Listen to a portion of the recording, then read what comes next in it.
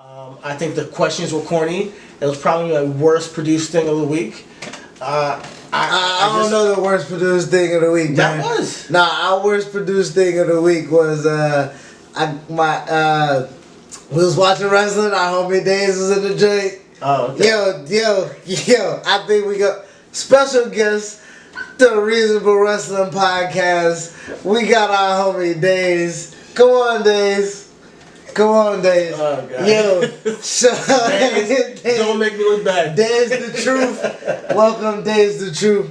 Alright, so dog. Just that boy. That's what I do. Oh yeah, you're just a boy. Just the boy. Yo, so our homie Days, right, was kicking it in the living room. We got the 2 TV set up in the living room right now. And we was watching wrestling. Days was playing the game. Days paused his game. Days never pauses his game. To look and see what the fuck consumes us so goddamn much. So he decides he's gonna pay attention to wrestling a little bit. And so Elias comes on TV and we like, oh, Elias, and Days is like, okay, white guy with guitar, fuck it. So then all of a sudden Leo Rush comes out. And Leo Rush is accompanied by the almighty Bobby Lashley. Okay, and the reason why this is the worst motherfucking segment of the motherfucking week, Days, tell us why you left the living room, dog. So like basically what was going on was like he was just flexing and shit, and I was like, okay, I mean that's just normal wrestling shit. Just normal wrestling shit, just a black nigga just, flexing and shit. That's just fine. Like, okay, I guess that's what's going on nowadays, you know what I'm saying? I used to watch wrestling back in the day, but like now, this is what we're watching. Alright, no, it was fine. Okay, cool, doing his thing. And then he was like, oh, do your favorite pose.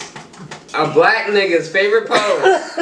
You're trying to tell me is he turns around and shakes and bends over. Not even shakes, just bends over, ass out. And this is what we do now. This is what us Wakanda niggas do now. No, my nigga. No. Yo. So that's definitely I was like, alright, I gotta go to my room. Like this is just not what I want to see right now. Yo, and for niggas to like, Chris, what I've been telling you for weeks, I've been telling you that this Bobby Lashley shit is getting out of control.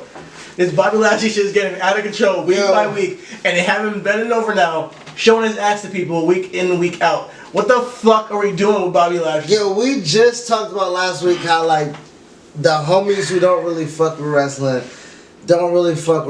off the strip that is really not a lot of black people that's like prominent. Mm-hmm. So when you see New Day cooning and shit, but then you understand like they positive and they get money and they do stuff for the kids and stuff like that, you kind of like, alright nigga, alright.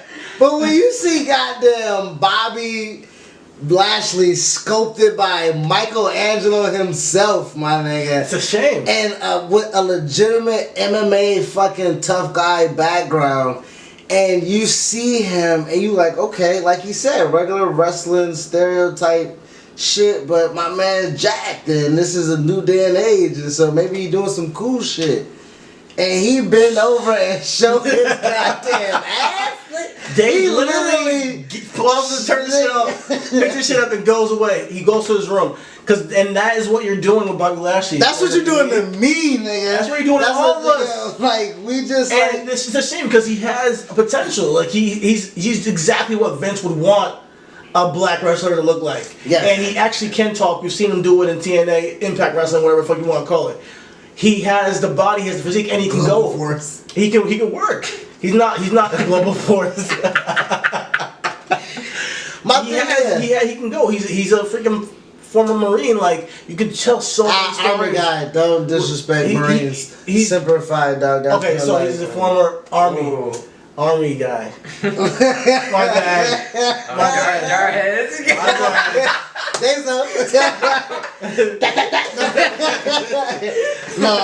I get what you said. Like Bobby, to pick up because I know I cut you off, but Bobby legitimately is what you will want to see is when you bring people into wrestling, like Days, appreciate you, Days, as a special guest, Days popping in. But when you bring people outside that's not wrestling, when you bring Millie in, or when you bring Days in, or when you bring Ivana in, or when you try to tell people, they're like, yo, just check you're like, why you still watch wrestling? You 30. And then you be like, man, because...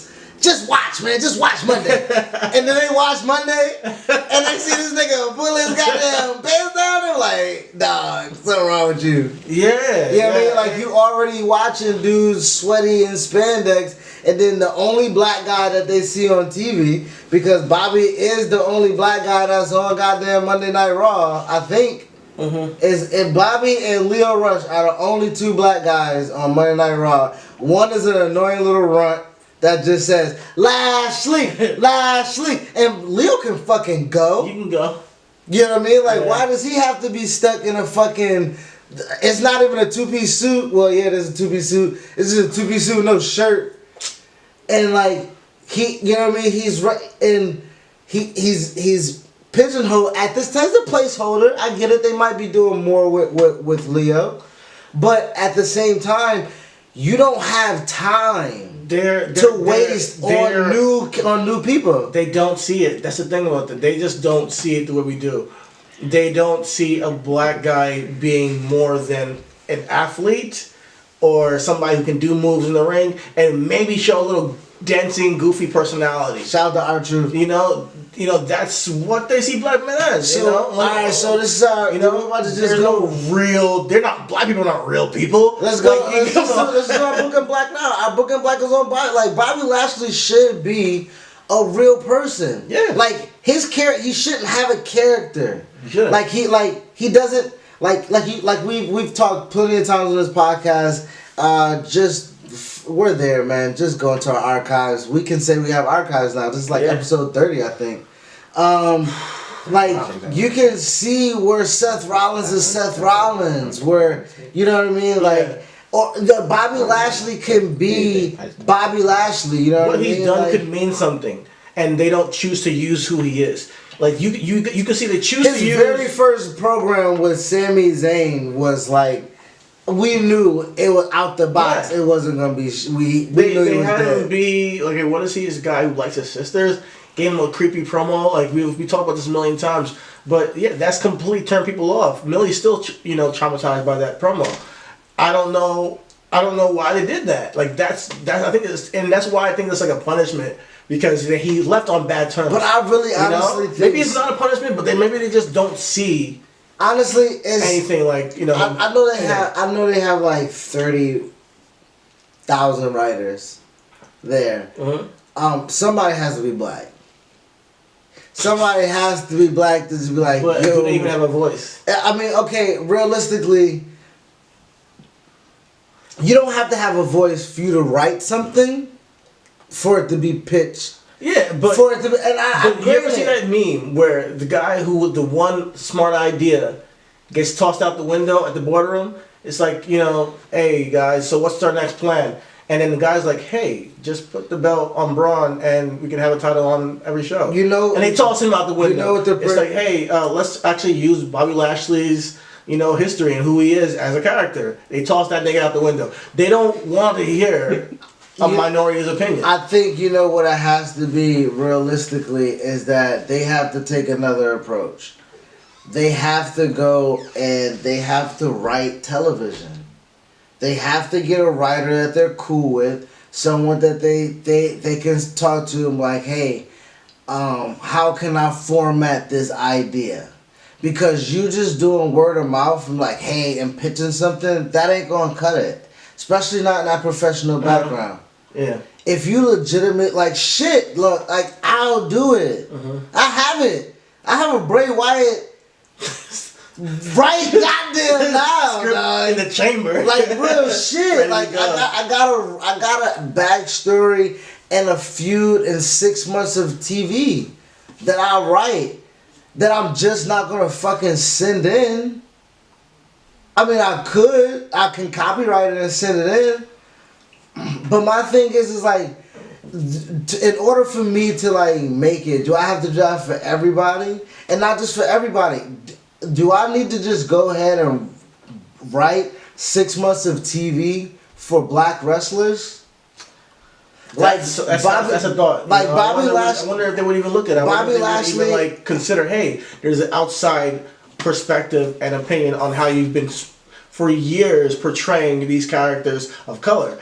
You know, it's now to the point where people like New Day to a degree think of it as as how you say a privilege to just be a gimmick, you know? It's like almost, you know, it's like, and even Lucha House Party, they look at it as a privilege to play a stereotype. And I'm like, guys, come on, like let's be real. Like you don't have to look at it as like, oh my God, thank you for letting us make this money doing this gimmick. You guys can bring more to the table, and just speak more up. And be more yourselves, you know? I mean, I think, shout out to New Day and Oos. Like, I'm gonna bring it up all the time. Oh, yeah, they're doing another rap battle. That rap battle. Next week. Really? Yeah, Cesaro and Sheamus challenge New Day and Usos to a rap battle. I'm down with it. Yeah. But, like, them able to do that and bring in Wale and, like, to, you know, for that to happen, I think that took a lot,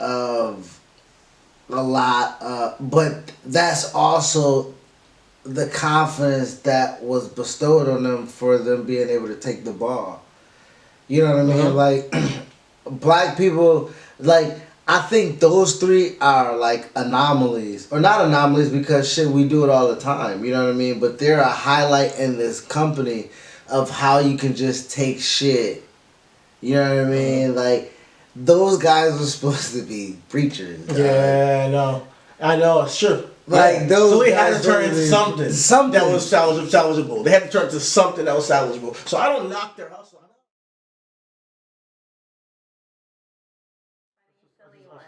Yeah. Like before you guys record, you guys are dancing. I just started recording right now just because I wanted to get this hungry ass nigga eating on camera.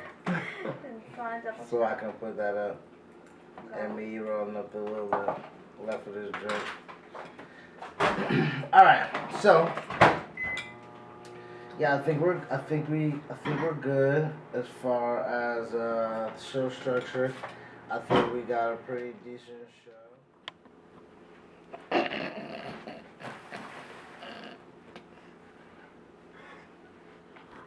Perfect product placement. Man. I don't think this is how it works. Fuck out of here. Nigga, all that goddamn Lexus shit we seen in goddamn Black Panther. You think black niggas ain't buy goddamn Lexuses, nigga? I know, but they're getting a check before. Nah, fuck that. They get a check before. You know why, niggas? Black people bought Lexus before Lexus supported it, nigga. God damn it. How many goddamn drug dealers bought a goddamn Acura and a Lexus without no goddamn support of black? They had a deal. No, nigga, no. They put them No, fuck out of here. Why would they pay us for giving them free promotion already? So it happens. Oh my God. Why do you think rich people get free shit, nigga? Because they done bought it already. I done bought this shit already. Give me free shit now. Okay. That's Rich people getting free shit. That's how everybody get free shit, nigga. That's how how you think brand ambassadors, how you think regular ass niggas become brand ambassadors? They get a job and they become brand ambassadors. No, nigga, because they advertise shit because they done bought it. These bitches go out here and buy MAC products and go and put it on their face and say, oh, this bronze looks so beautiful on me. I just spent $127 on an eyebrow pencil. And guess what that bitch get? A Fenty fucking kit for free.